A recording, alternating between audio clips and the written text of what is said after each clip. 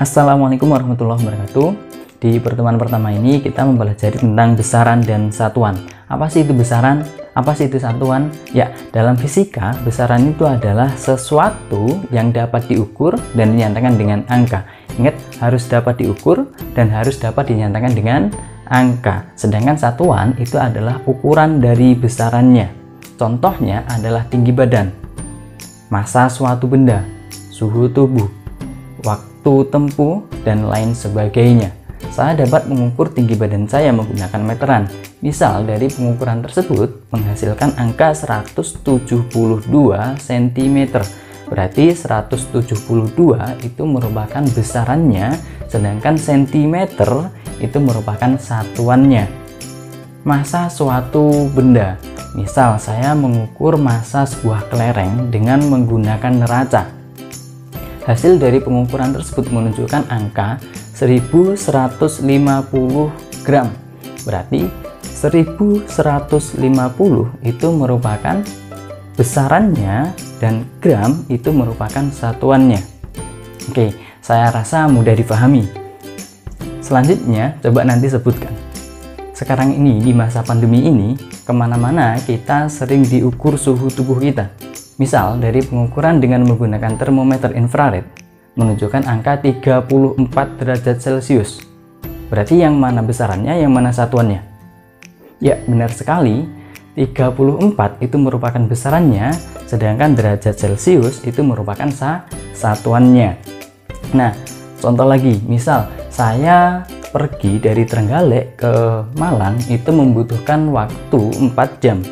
Berarti 4 itu adalah besaran dan jam itu merupakan satuan. Nah, apakah semua besaran punya satuan? Jawabannya tidak.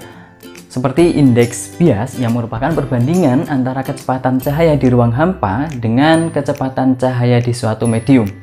Dan koefisien gesek atau koefisien-koefisien yang lain itu tidak mempunyai satuan. Tapi kalau panjang, massa suatu benda, waktu, arus listrik, dan lain sebagainya itu mempunyai satuan dan harus ditulis. Ingat, harus ditulis. Kenapa? Karena satuan itu membawa kita pada pemahaman.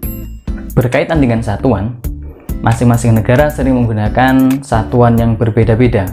Contohnya, kalau di Inggris sana, dia lebih suka menggunakan inci untuk satuan panjang, maka di kita lebih suka menggunakan satuan sentimeter. Kalau di Amerika, dia lebih suka menggunakan lb untuk satuan massa, maka kita lebih sering menggunakan gram untuk satuan massa. Hal yang seperti ini bisa membingungkan kita, atau setidaknya kita akan berpikir ulang untuk mengkonversi ke satuan yang sering kita gunakan. Misal, kalau saya studi lanjut di Jerman, amin.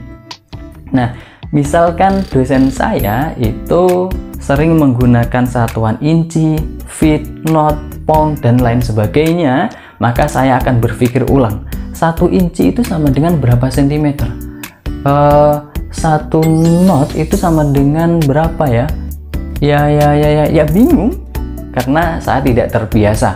Nah, oleh karena itu, maka semua ilmuwan itu sudah sepakat untuk membuat satuan dalam sistem internasional atau yang disingkat dengan SI. Apa aja itu? Seperti kilogram untuk satuan massa, meter untuk satuan panjang, sekon untuk satuan waktu, Kelvin untuk satuan suhu, dan lain sebagainya. Bisa Anda lihat sendiri di papan. Nah, kalau sudah gini, maka kalau misalkan saya katakan tinggi Monas itu adalah 132 meter, maka orang yang ada di Eropa, di Amerika, Afrika, Australia, atau dimanapun itu akan langsung paham dengan perkataan saya, karena mereka juga sudah terbiasa dengan satuan internasional. Menurut satuannya, besaran itu dibagi menjadi 2, yaitu besaran pokok dan besaran turunan. Besaran pokok itu adalah besaran yang sudah ditentukan dengan standar yang pasti. Kalau besaran turunan itu merupakan turunan dari besaran-besaran pokok. Kalau menurut arahnya, besaran itu juga dibagi menjadi dua, yaitu besaran vektor dan besaran skalar. Besaran vektor itu adalah besaran yang mempunyai nilai dan arah, contohnya adalah kecepatan, percepatan, dan lain sebagainya. Kalau besaran skalar itu dia hanya mempunyai nilai saja, contohnya adalah volume, luas, dan lain sebagainya. Oke, untuk yang berdasarkan arahnya, vektor dan skalar ini kita pelajari lebih lanjut di materi selanjutnya. Kalau sekarang kita lebih fokus ke besaran pokok dan besaran turunan. Besaran pokok itu ada 7 dan ada 2 lagi tambahannya, berarti total ada 9. Apa aja itu? Ada panjang yang satuan dalam SI nya adalah meter, bisa kita ukur dengan mistar, jangka sorong, mikrometer skrup. Dan massa satuan dalam SI nya adalah kilogram, bisa kita ukur dengan neraca.